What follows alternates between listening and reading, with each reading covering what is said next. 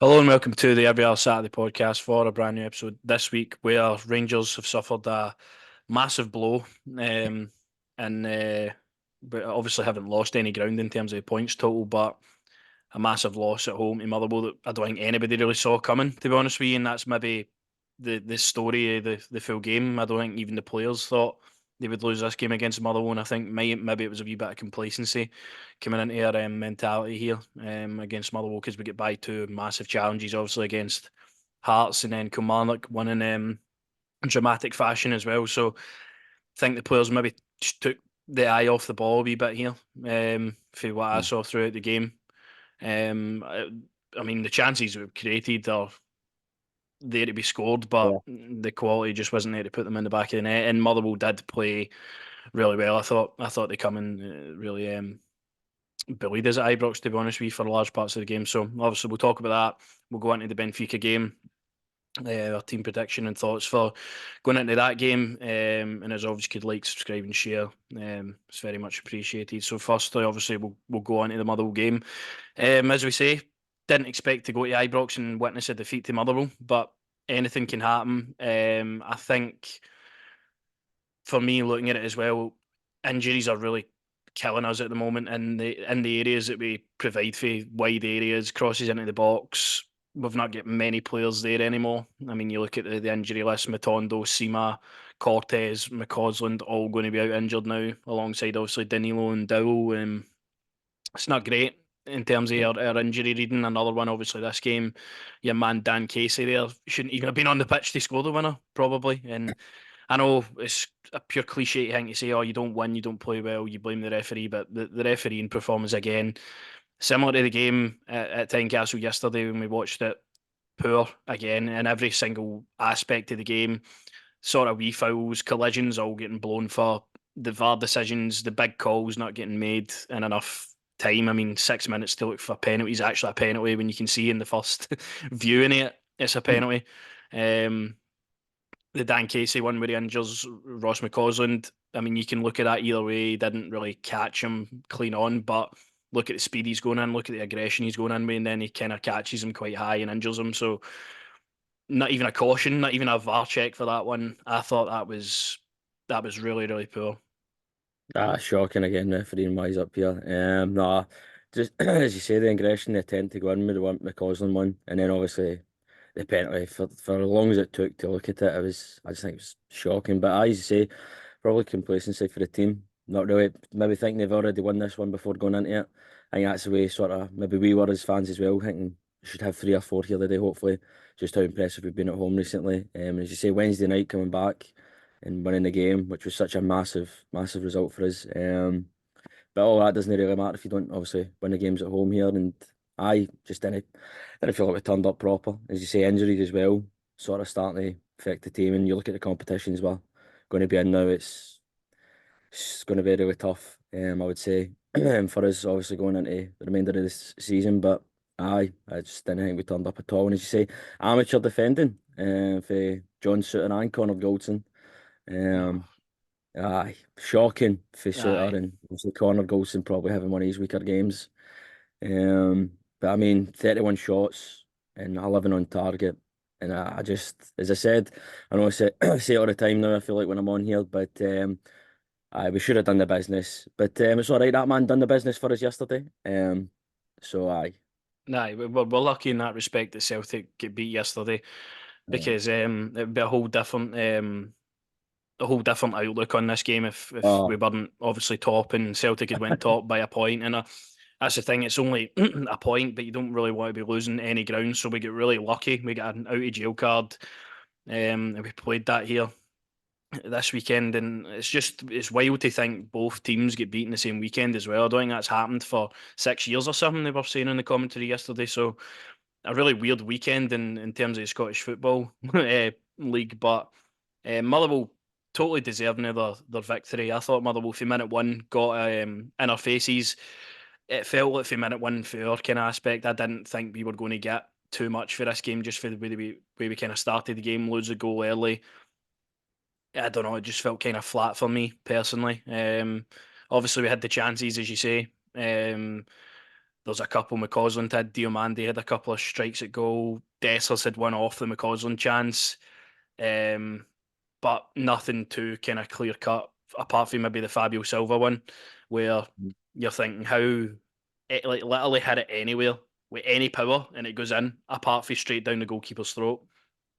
That felt like a big chance missed at that point in the game to draw us level just before half time. But obviously we go into half time, another injury down. You're having to bring on, who did he bring on again? Roof. No, he brought on Fabio Silva. Sorry Fabio. So he did Ross that. McCausland. They kind of played him out on the left hand side, Right. and then he made the sub at half time, bringing on Tom Lawrence. For me, I think Philippe Clement in the past couple of games is over rotating far too much with the players that are going to come in and provide you big moments. I feel like you shouldn't be dropping Tom Lawrence if he's scoring the other Mm. night. I know he might. It's the whole thing with the nursery, the injuries getting nursed. Sorry, and um, you're kind of looking to keep Tom Lawrence fit, which is fine, but at least start him for the start Well, and see if he can win you the game that way rather than bring him on. that's what I say all the time, mate. You don't change a winning team. You don't change a team that's going out there and getting us the 3 points. And also you can understand the caution maybe with Tom Lawrence, but I just think you just play him, man. Just play him. Give him the minutes. I say you don't change a winning team. Nah, I think you seen that in the first half at Kilmarnock the other day. We struggled to really do anything. First half again here the day it was on Saturday. Sorry, it was really kind of complacent, passive kind of performance. Motherwell obviously made it hard for us, and it's the worst Mm. thing you can do against teams in the league is concede early, and they'll just sit back Early and and they'll hit you in the counter and they'll make it hard for you. Which Theo Bairn and Jack Vale up the top end of the pitch done really well for Motherwell. When Motherwell get the ball, they just hit it up long. Bears get the physicality, shrug off Goldson and Suter, and so is Jack Vale, and they done really well throughout that. And something I noticed quite early on when they were going for the goal is they were pinging balls into the left hand side area where McCausland and Yilmaz were because they knew Stephen O'Donnell was going to have the power over him, the height over him to knock on the ball and get their attacking players involved, and that's kind of what happened through the first goal. Um, but no, Motherwell been really hit and miss this season, but I was quite impressed with what they came for at Ibrox. It's always a tough game against Motherwell, regardless if you go to Fir Park or not. You've seen that in kind of the more recent games that we played against them. But it felt like a massive opportunity missed. Sorry, leaving Ibrox Saturday, just expecting Celtic to go and do the business. You were like fearing for the worst and what would happen for this team. But it's a bump in the road. It was a collective kind of off day for everybody. I thought.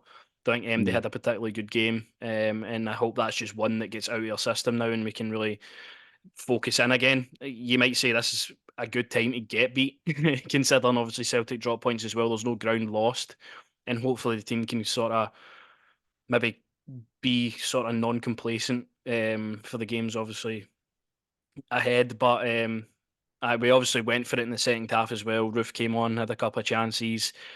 Liam Kelly making wonder save after wonder save, clearance off the line and stuff to sort of bring it back level. But it was 2-1 in the end, and out of that team, you can't really say too many players actually had a good game. I wouldn't say anybody had a good game, but in particular, I thought the two centre halves were absolutely revolting, shocking. Oh.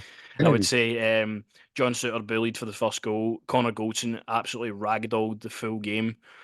I mean, he looked like a mouse on that pitch. He just shirking Ah. away for everything, trying to dive to the floor, and aye, for me, it's a performance I feel that's been coming for Connor Goldson this season. I think he's got away with quite a lot this season. Mm. Um, Obviously starts every game, and there is the odd game where he'll be unplayable, but I feel like he's get caught out quite a few times this season. With his pace and sort of balls over the top. And I don't think John Souttar's really covered himself in much glory. Obviously the past sort of run of games have been quite good, but the goals and just the display for everybody in the defence was really really poor.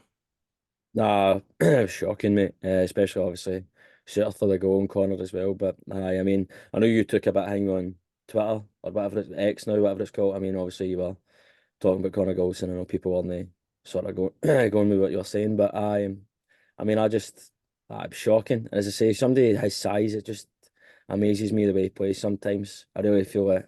I mean, if you're that size, you'll be a big unit at the back.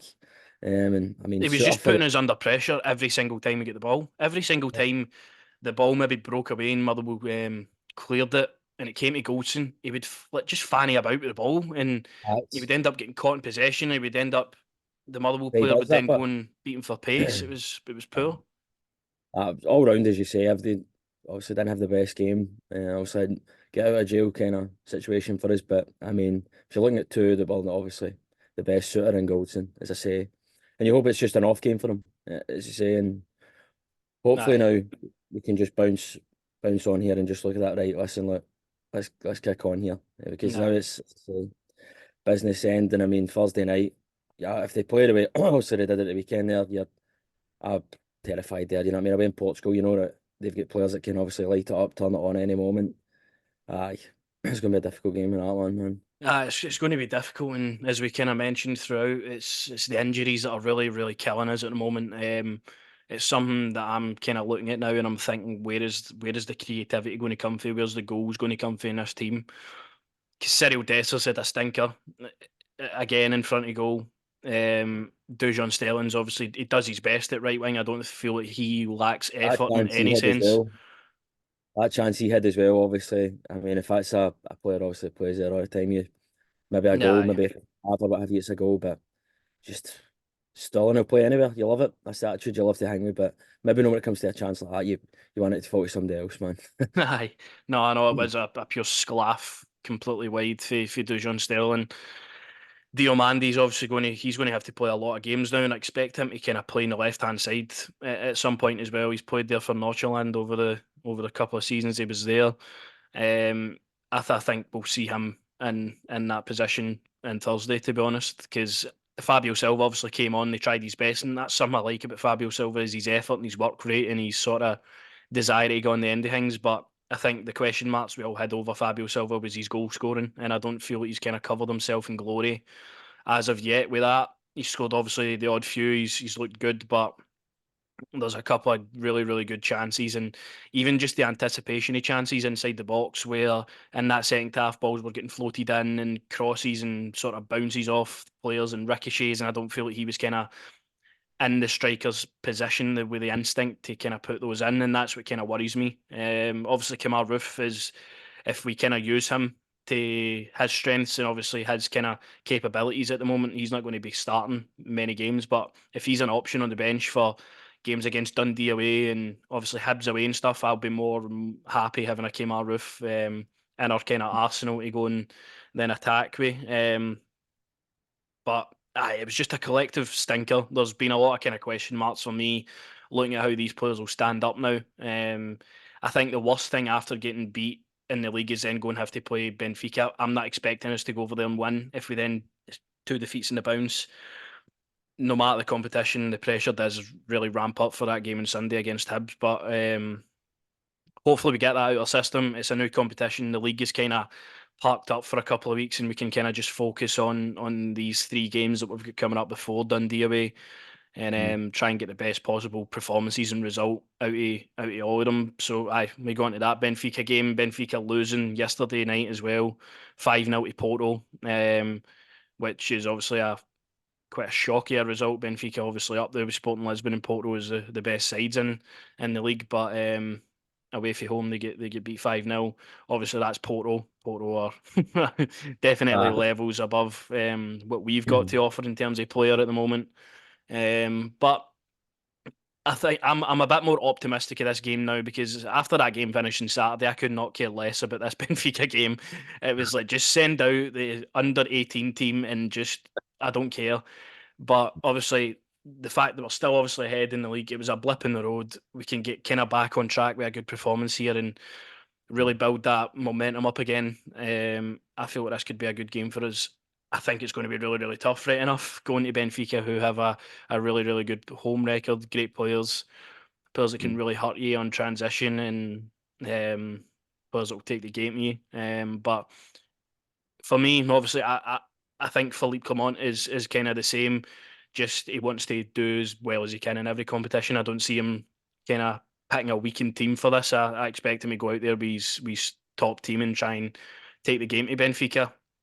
I feel in a kind of similar situation I was to Real Betis away. I was like, there's no way we go here and win. Stranger things did happen that night, but what's your kind of thoughts going into Benfica? It's similar to you, mate. Just I was at the time sending the kids out. I mean, I just obviously we're usually up for Europe also after that result. I mean, I'm not, I've not got much hopes for this game. Obviously, Clermont will pick the best team to go out and get a positive result. But I mean, just with the lack of real attacking options we've got, I'm not expecting much. But as you say, you look at the Betis game and maybe Cyril Dessers turns up and scores a belter like that again. That I mean, that'd be sensational. But I don't really have any real hopes yet, really here. You know what I mean? I kind of am more hungry for the cup, really, Aye. than I am for Europe, really. I mean, it's obviously great to be this far in the competition, what have you, but I just want the cup in the league, really, man. I'm more focused on the homegrown sort of Nah, the league. domestic Yeah. competitions are what we're kind of all about at the moment. Considering we're obviously in a strong position in both, Just it has to be the if we main if focus. if we had obviously our full options, you'd be like, right, come on, let's go here and hang me. But I'm not expecting much for the game. But as I say, if we can take a draw, then obviously this time next week, obviously beating them would be sensational. But I am not really get any hopes for this game. Just go out, play as best you can, and then on a Sunday, obviously with Hibs. I think the thing that will probably maybe lean in our favour a wee bit is how good we have been against Portuguese opposition over the years. I mean, Mm. Porto, we get a draw and a win over them, two draws against Benfica the last time, beat Braga four times. No, we beat them three times. Obviously, they beat us over there on the aggregate of the Europa League a couple of years ago, but we ended up going through. So we've got good records against teams for there, but aye, we'll kind of see how it goes. I feel like this is going to be a really tough game going over there and with the squad we've got at the moment. As you say, if we had a Cantwell, Sima, Matondo even, it's Seaman's just a big one for somebody. me, but like you look at how much goals that he's contributed, man. I think that's such a massive loss. And the fact he went over to that, obviously his tournament, what have you, and he didn't really play. He wasn't even on the bench, was he? I'm pretty sure he get injured in training, Wasn't which playing it. is the Aye, most so I annoying mean thing. that's the most frustrating thing. Was a guy that was for us that was flying, and then he goes over there and just doesn't even get a. And again, what I kind of mentioned to you is like, it's never just he's got a bit of strain in his muscle. He'll be back in a couple of weeks. It's like no, he's going to be Oh, out he's for out. He's 4 months. He done. needs He's out. reconstructive surgery in his muscles and all Aye. that. It's never something just right. He'll be back in a Aye. short period of time. It's always a long term kind of thing, and that's what's just pissing me off. We lose Oscar Cortez probably for the rest of the season. It remains to be seen whether we'll take up that option to buy him because I don't expect to see him back this season if it's that bad. Ross McCausland left the stadium in crutches the other day. Oh, Cantwell was obviously out with a hamstring. I would maybe I'd be optimistic maybe having Cantwell back for the Hibs game. I Kind of mean, maybe Matondo as well. I feel like the two of them are kind of the closest to kind of coming back. Obviously, I think Sema might just be into kind of April time if you get Sema back fit for the Old Firm game. I mean that'd be huge. massive. I think that's maybe the kind of plan that he's on. But I Cantwell probably maybe another week away. I would say maybe by Sunday he could be optimistic he'd be in the squad for just the diagnosis that Philippe Clement gave us. On his timeline. Matondo, he was asked after the game on Saturday about Matondo. He's training again. He'll join in with the squad this week, and we'll kind of see how that goes. It's what has happened to the wingers this season. It's just the cursed position of the full team.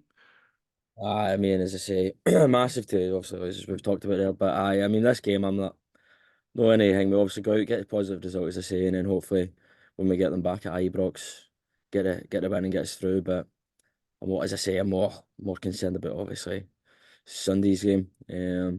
But I mean, if Porto want to give some of their players over, because we're obviously depleted in positions, I mean, I'll happily take some of them over. Do you know what I mean? Just for a substitute game here.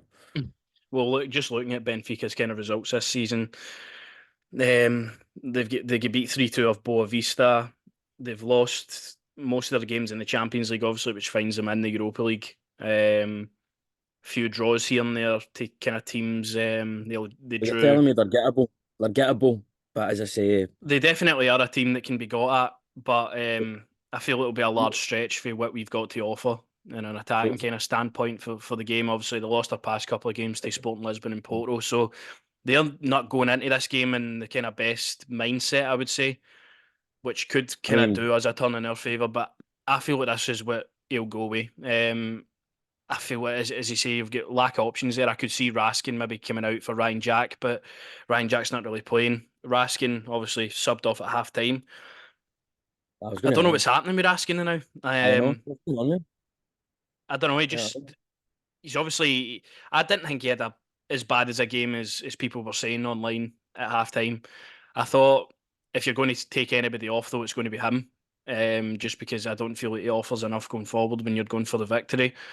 Um, and in that kind of area, I feel like Diomande will need to push forward, and it leaves that position open um, for Raskin, Jack, probably the two of them. I can't think of anybody else that would probably play in there. Sterling maybe, but he's going to have to play right wing now for the foreseeable. And I think Dessers again leads the line. I think Fabio Silva is going to be a good option, kind of off the bench I, in I Portugal. think Obviously, we all know very well, but that's the only thing I would maybe change. I think I'd probably start Fabio, um, just for the Portuguesa. But there's not much options really, is there, when you think about it? I mean, Sterling plays all day over Scott Wright. I mean, if I look at the team sheet and I see Scott Wright start, I know I'm in for a rough night. So because you know Scott Wright's getting subbed at half time. Like, I what's the was, point? See if you're going to use Scott Wright in a game, I would much rather you just bring him on instead of starting him I because he's a don't waste of know. he wastes a jersey when he starts, but he can Aye, definitely make an impact when he comes on sometimes. Just leave it like that, please. aye. I mean, as I say, there's not much options. You just hope the boys can go over there and get the best results possible. We've seen it before. That's the thing that's kind of holding me in good stead here. We've seen it before where we've went over and against all odds got a decent result, and I still think a decent result would be coming back with not getting beat over 3 goals at least. Maybe scoring Aye. over there. You'd take maybe a 2-0 to stay in the tie at Ibrox. I feel Ibrox will be kind of a massive factor in this tie. But to go over there, keep it tight, use your chances when you get them, and that's going to be the biggest thing now. We're going to be limited to quite a few chances in this game. I feel you need to take them when you get them. It's something we've not really done in previous games. Um, so by all means, go over the Rangers and hopefully get a result.